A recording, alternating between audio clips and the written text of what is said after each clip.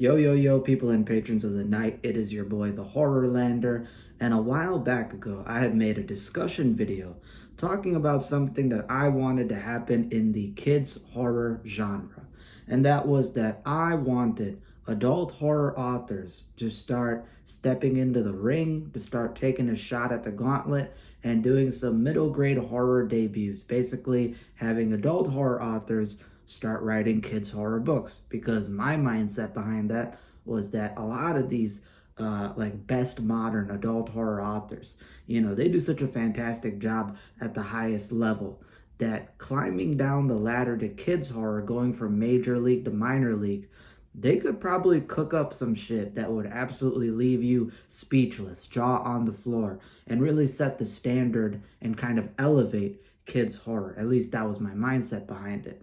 And while that video did not really gain traction on YouTube, I don't know what it is. Maybe it's God's will. Maybe it's people watching it behind the scenes without me knowing, but the manifesting power has been strong. We've been seeing in our reviewer group more and more adult horror authors start writing kids horror books. So it's been getting some momentum. I hope that it keeps on growing. I appreciate that these manifesting things are popping off, except for a certain individual who we will not name because this motherfucker somehow keeps evading me and ignoring me no matter how much I put in.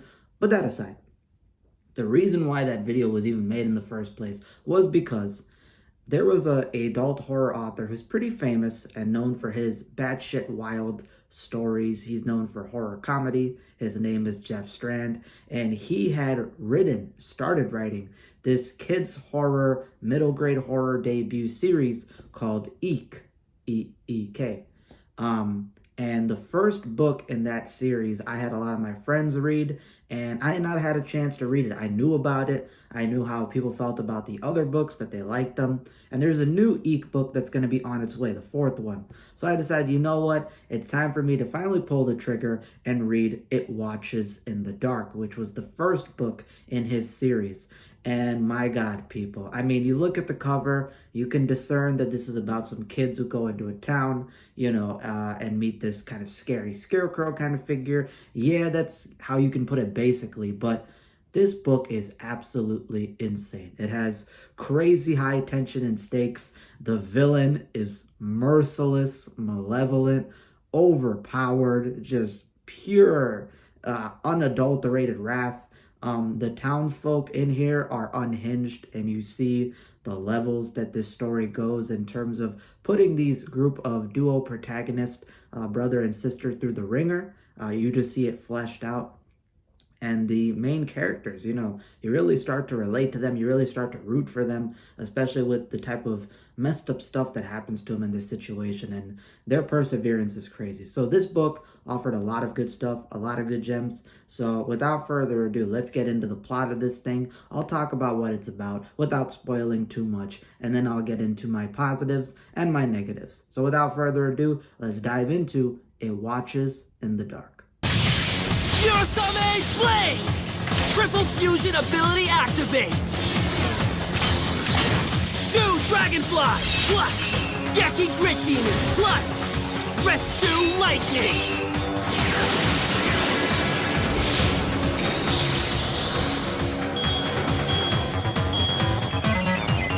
It Watches in the Dark opens up with a brother-sister dual protagonist kind of role. And essentially, I believe their 12th birthday is on the way, and their parents are separated. So for their 12th birthday, they already have plans about having, your typical birthday party, inviting friends over, spending time at their house. But they wanted to spend some time beforehand with their dad, because they love their dad. They want to have some family bonding time with them. So you see them open up in the woods, in the wilderness, out whitewater rafting on a kayak. Their dad's in the back, kind of leading them, steering them, and the brother is in the middle, the sister is in the front, and they're a pair of twins, not fraternal twins. Is that what it's called? What are the twins that don't look alike? I don't know the name, but they're twins who don't look alike. Their birthdays are, of course, simultaneously coming up. And as they're whitewater rafting, it is quite dangerous. As with whitewater rafting, typically the waters are turbulent. They're afraid that their kayak and equipment might not be suitable enough to get through the journey. They might flip over and problems might happen. And while the father is reassuring them and the two kids are trying to calm each other down, unfortunately, that's what happens. The kayak tips over, they fall into the rapid, turbulent water, and while the sister is able to get to the shore and try to help her family get out, the son is in the water and he sees that his dad is basically face over.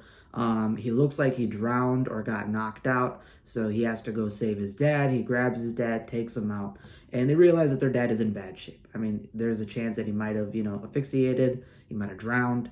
So they have to try to get him medical help. They have to try to find something that they can do. So they end up putting him back in the kayak and end up dragging him down, trying to find maybe some cabin or some town that they can get to.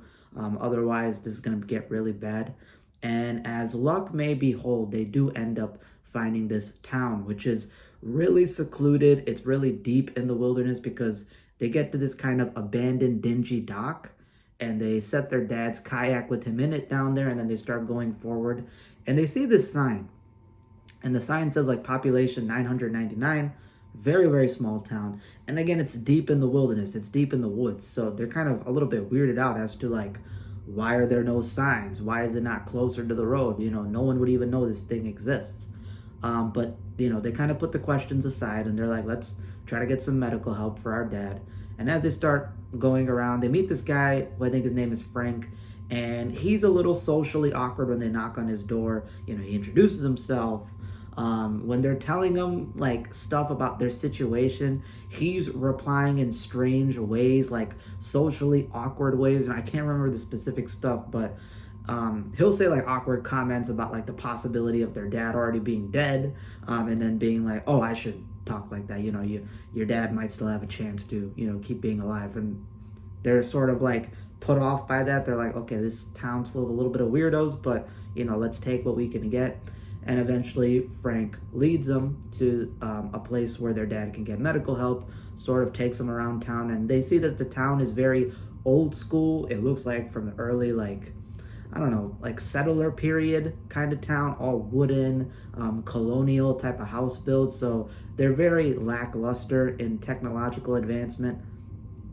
And when they get to the town square, they see that there is a 2-story, like 20-foot tall, giant scarecrow effigy, that's wearing like this enormous red flannel, like I think like ripped jeans. It's, got straw coming out of its fingers, of course, because it's a giant scarecrow. It's got these button eyes. And even though it has these button eyes, it almost looks like it's like staring and tracking you. And Frank apparently seems to treat this scarecrow as a protector of the town. It's like a pseudo-protector deity, an overwatcher of the town that apparently people take really seriously. But of course, the kids are really creeped out by it, as you would be.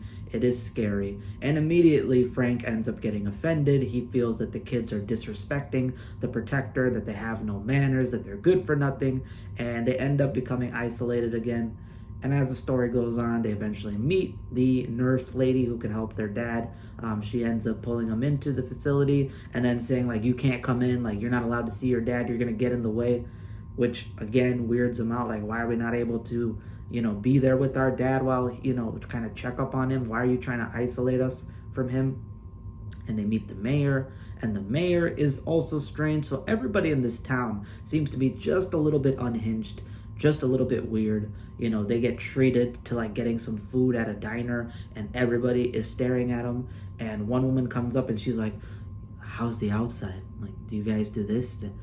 Does your hometown have a giant scarecrow effigy? And they're like, what the hell is this? And then the lady brings out their food and she gives them so much food that they're not able to finish it, like ice cream, and she crashes out. I mean, she has a full legitimate, I know that term is abused, but this was a crash out. Okay, she just starts like going off on them about how kids like them from the outside have no manners, they're disrespectful, they put their heart and soul into this food. Because of the scarecrow, they get all this abundant food and resources, and they're disrespecting it. And again, the kids are like, what the hell is wrong with these people? And they get so uncomfortable. They feel like that now, more than trying to get medical help, they have to escape the town. They have to get out of there. And eventually, as they keep on trying to get out and the mayor and other people are refusing and trying to keep them in, Eventually, the mayor gives them a strange suggestion, which is that in order for them to calm down and relax, they should go to the town square where there's these set of benches in front of this giant scarecrow and meditate on the scarecrow. Spend some time with it. Calm your mind. And they reluctantly go because they are extremely creeped out by the thing. And when they get there, they see this one lady who's like in a trance, just hypnotized, looking at this giant scarecrow. And when they sit down, something starts speaking to them. Something is telepathically talking to them.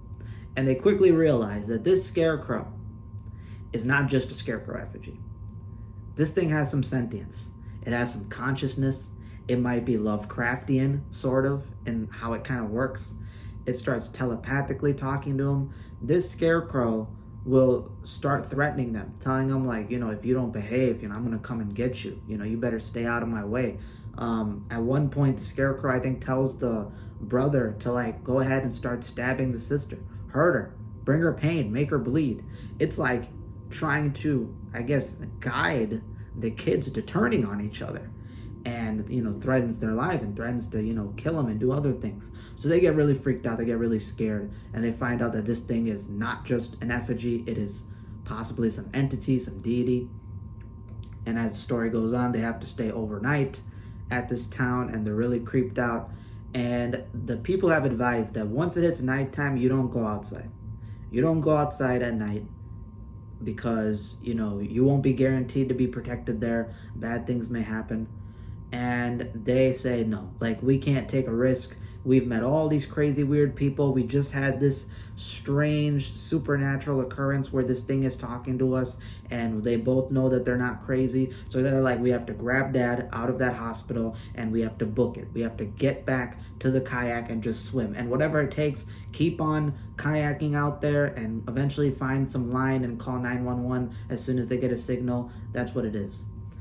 And as soon as they sneak out at night, they see this giant silhouette and shadow moving through the town. And they quickly realize that that is the scarecrow. And I'm going to leave it at that. I'm not going to go further than that because I feel like my positives will kind of go into that. But essentially, this town has a lot more going on than meets the eye. There are some dangerous things in this town.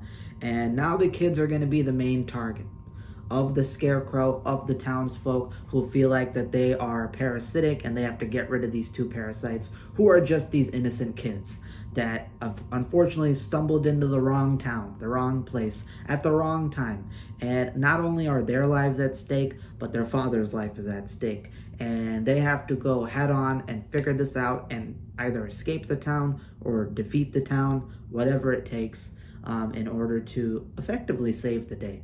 And that's a story. I'm not going to go further than that because then I'll just go into it for my positives and negatives.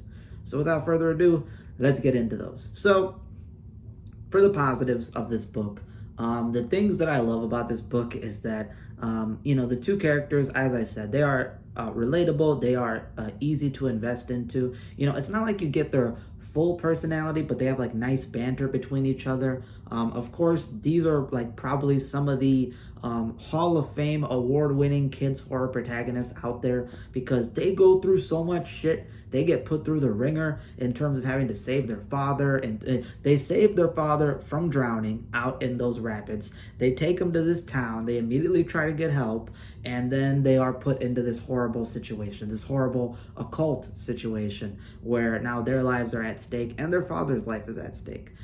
So they have to basically go through so many high tension stakes throughout the story. And they do a fantastic job. I mean, these kids are going through so much action, so much pain, so much wild stuff that no kid should have to go through. But they did it, and they ended up, pulling through most of the story. So shout out to them for that. The villains, you get two sets of villains here. You have the crazy town folk and the scarecrow. The crazy town folk, the idea of you being isolated out in the woods in this strange town where everybody is acting off, everybody is acting strange, people are unhinged in terms of how much they worship the scarecrow effigy, and how out of touch they are with like modern society, and you just feel like you have a target on your back the whole time. And that's what the kids feel. They feel like they got eyes peering on the back of their heads. They're being targeted by everybody.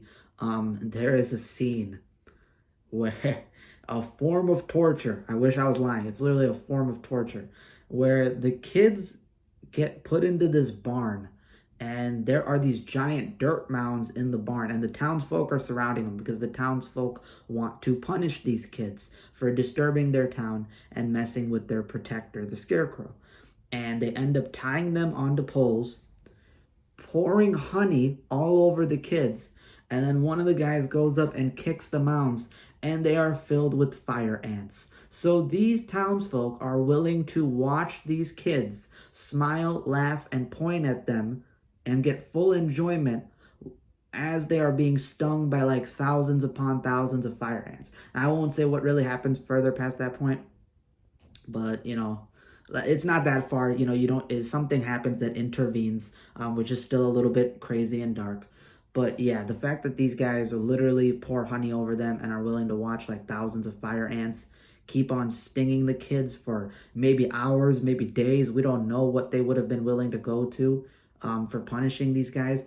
And then on top of that, then they start cooking up other ways to like torture them and maybe worse stuff. And then some of the kids in the town, some of like the 7-8-year-old girls in the town are like talking about like cutting their arms off and stuff. Like, this is such an insane like situation to be in. And then we have the scarecrow. The scarecrow is one of the most overpowered, merciless, ruthless villains that I have seen in kids horror. A 20-foot tall scarecrow. It is yeeting kids. It is grabbing these kids and just throwing them across the town. And you see that the kids land on top of roofs and fall over, and they feel like their bones have gotten broken, but luckily they're not that injured. The scarecrow at one point, when they're trying to get on the river and kayak away with their dad, the scarecrow just wades into the river, grabs their kayak, and then picks up one kid, throws him back to shore, picks up the other, and walks away with them. And when the daughter, the girl in the group, tries to escape, the scarecrow immediately grabs her head and effectively tells her, like, "Don't move without my permission, or else I'm snapping your neck." Like, damn, bro, he don't give a fuck. This motherfucker don't give a shit. He said, fuck these kids. I'm here to take names. He tries taking names. It's crazy, and there's some other stuff that happens, like one of the kids getting swallowed by the scarecrow, and the experience that he gets in its digestive system and what's on the inside is horrific. Again, this thing rampaging around and trying to kill these kids. And the fact that the kids are just able to go beat for beat against the townsfolk, go beat for beat against the scarecrow, albeit with some luck, is an intense back and forth. This story is fantastic, man. I will give it a 9.4 out of 10. It is a great story. There are a few negatives to it. I think the only negatives that I have with the story is the fact that there is this really crazy twist reveal later in the book, not at the very end. It's not like a twist ending, but a little bit before that, towards the end of the book, there's a crazy twist, which was a little absurd. It didn't really make much sense, I guess, in the long scheme. I was like, what exactly is going on in this town? What is the scale? Can we get some backstory? Can we get some background? You don't really find out why the scarecrow is there, or like what's its motives. That's kind of left out, which I thought, like, if you have such a big figure with such reverence by the in-canon characters, you should probably try to explore that a little bit, especially when you get that twist ending. And I think the portion of the book where it's transitioning into the climax has some padding. When they're trying to figure out like what to do with the kids and how to punish them. It's dark, but you can feel like there's certain points where you just feel like they are like, padding, like they're trying to stretch out time, trying to stretch out pages. Kind of, what should we do next?